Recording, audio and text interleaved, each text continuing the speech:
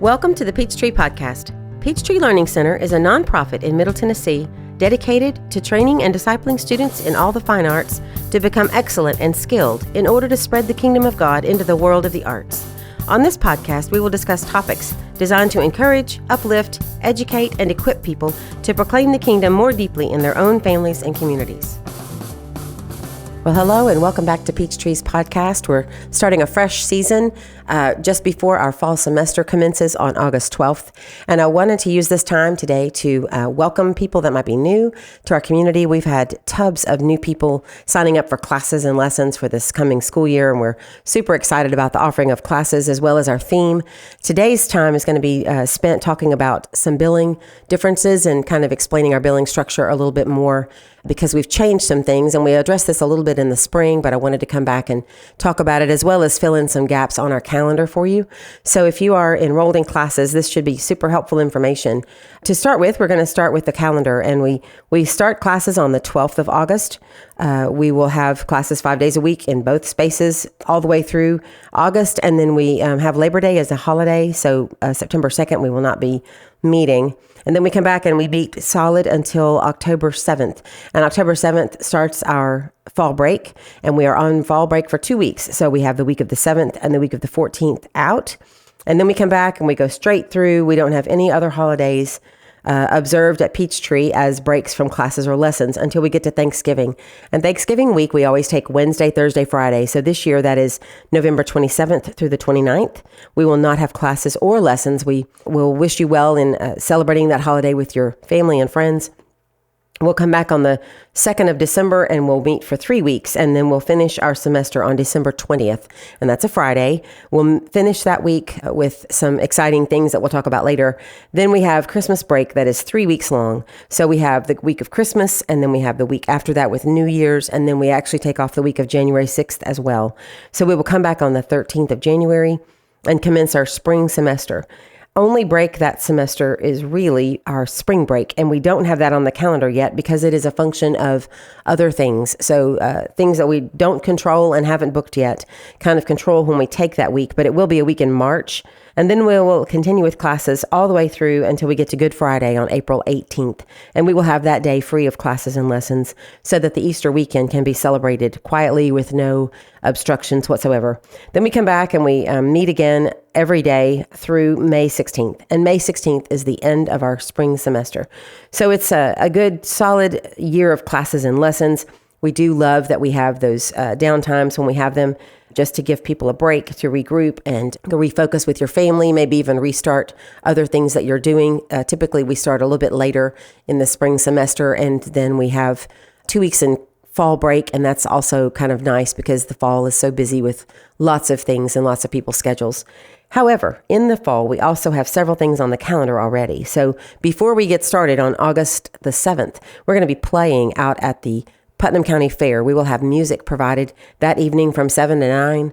We'll have students and faculty involved in providing some great music out there. We get to bring our own sound, which is always exciting. Mr. Howell will be there with great equipment, and we always sound great with our own guys doing our sound. We'll be out there on August 7th. And then we'll be at the White County Fair on September 2nd. Same setup. We'll be on their main stage, and we'll be providing music that evening with several of our ensembles and some solo pieces, as well as faculty jumping in on some music. That'll be a lot of fun. We did the White County Fair last year for the first time, and we were on a side stage, and the people that run that fair really wanted us to come back and be on the main stage. So we're very excited about getting to offer that this year. So we'll be on the main stage at the White County Fair on September 2nd on Labor Day. And then we have fall break after that. But during that time, I think there's an event we're going to book that we'll talk more about later. There are actually several other events coming up. We always have an advanced recital in November, and then we'll be doing some Christmas-themed events in December, of course, culminating in our Christmas show, which will have a big concert set up for that. And that'll be an ending semester type event for our performing arts classes. We'll still have class after that happens, but that's kind of the culmination of their big work for the semester. So that's always something to look forward to. So pencil those dates in. I wanted to give you an outline of the school year as much as we've got it now, and hear it in voice as well as see it on the website. It is on the website. I think all of those dates are out there, but I wanted to walk through, especially the holidays that we take, and make sure that those were on your radar for when you pencil in your own activities with your family. And the other thing I wanted to address today was our billing. So we've kind of changed up our billing a little bit this year. In the past, we've always had a materials fee added to classes, and it was really money that we were able to dedicate and set aside per class for materials, for buying supplies. A lot of it goes to supplies for hands-on projects or art classes, but it's hard to meet that out per class. Some class sizes are bigger, some are smaller, and even those smaller classes might use more than their allotted amount, if you want to call it that. Plus, that's also used to pay for office supplies for our office workers, paper and ink for our printers, just all kinds of things. We don't like having extra fees. We didn't want to go up on that. That's been the same since we started. We've always offered our classes at $8 a piece, except for academics, and I'll address that in a minute. Our academic classes are more, but we've always had a core price of $8 a class. And that's just a very reasonable fee for us. It pays our bills, and it allows us to pay our teachers pretty well.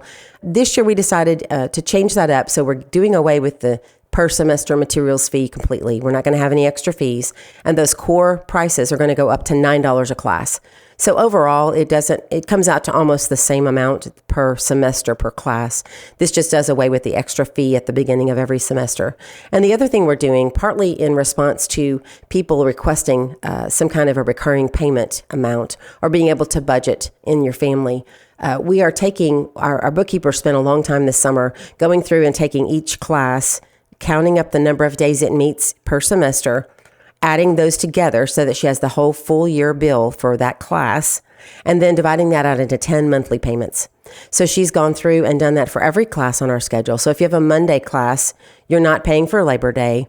If you have a Friday class, you're not paying for Good Friday. Nobody's paying for the weeks we're out for Christmas and fall. We just added up the number of times each class meets through the year, and then we divided that out into 10 payments so that your monthly bill per class will be exactly the same starting in August and going straight through to May. So every month for 10 months, August through May, you'll have exactly the same payment for your classes. And we're hoping that this is a blessing to people as they budget. We're hoping that that's something that you could even put in as a recurring payment and be able to just do that automatically and not have to come in and find your bill and figure out why it's a little bit different this month than it was last month. As we've grown, that seems to be something that is just a little bit more untenable to keep going. So we thought that this would be a smoother, cleaner option and also does away with any kind of extra fees. So we're hoping that that helps. Back to academic classes for a minute. Our reading classes have been $10 an hour for a while, for a couple of years now, and we're going to leave that there due to the fact that that's some pretty deep material. Miss Chris does a lot of work sourcing that material and making sure she's got everything students need. The material that she uses is out of print, so we've had to go to some extra lengths to make sure that we can still use those materials. She also always has an aide in there if she has more than 3 students, and her classes are very small. And we do that on purpose because reading is very difficult to learn in much of a big group at all. So we try to keep a very tiny student to teacher ratio in there. She has a very dedicated aide that will be in there helping her specifically through all of her classes. So those are very purposeful, but that means we charge a little more for those. So her reading classes are $10. Our junior high academics are also $10. Our hour and a half classes, and we have several art classes that are an hour and a half, and I think our drama 3 class is also an hour and a half. All of those are $10, and we did not go up on those. We're not charging a material fee, but we didn't go up on those this year. We want to keep them down while we can. And then our academics for high school have always been $15, and we're leaving those alone. We haven't changed those at all. Again, we're not charging a material fee. So we're trying to keep costs as manageable as we can. We still have our multi-child discounts in place. So if you have 3 children or more enrolled in classes, and 2 of them take 2 classes at least a piece, we start giving you discounts with your 3rd child, and your 4th child is free, because we don't want large families to feel like they're having to bankroll a school to put their children in some classes. We want to make the money that we need, and then after that, the 4th child, we want you to just be able to bring your family. So those are still in place. If you have questions about that, please ask our bookkeeper or one of the people in the office. They can explain that to you. The other discount we do offer is if you end up taking 3 academic classes, we do have a bundled price for those academic classes. So if you have a student that's in 3 high school academics, we take $5 off of the price of those per week. So that's another discount we offer. And then we do partner with a hybrid group in town, New Colossus Academy. We partner with them to offer a fine arts block of classes on Fridays, and we give them a discount as well for coming and getting their fine arts credits time with us. We love partnering with them. They're a great option in town for people who want to take their children out of full-time school, but also don't feel equipped to teach everything that their student needs, or maybe they want to have more social interaction than they would at home. New Colossus meets 2 days a week over at a church in town. And then on Fridays, if you want your students to be in some fine arts classes, we have a bundle of 3 of those, and it's art, music, and drama. And if you sign up for that bundle, we also offer a discount on those. And that just allows them to come do that at a little bit cheaper, but hopefully in a way that serves them best. So those are the things I wanted to cover today. Please feel free to call or email if you have any questions about any of this material. Certainly we'll get the spring break dates out as quickly as we can. We're working pretty hard this week to get venues in place for different events that would affect that date, and we will get those to you as soon as we can. And welcome back. We're very excited to end our summer with the last week of camps this week.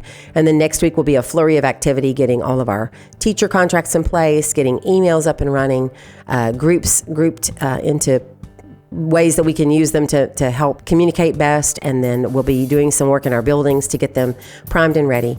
If you're in Sparta or interested in classes in our Sparta building, we do have an open house this Thursday night, or actually afternoon. It's from 4 to 6 p.m. on August 1st. And we would love for you to come see our space and walk through and see where you could be taking classes and talk to our teachers. I think most of our teachers will be here, and it would be a good time to come and meet them and see the building and enjoy the gorgeous room that we offer for events and some of our classes. So we hope to see you in one capacity or another soon, and hope you have a blessed day.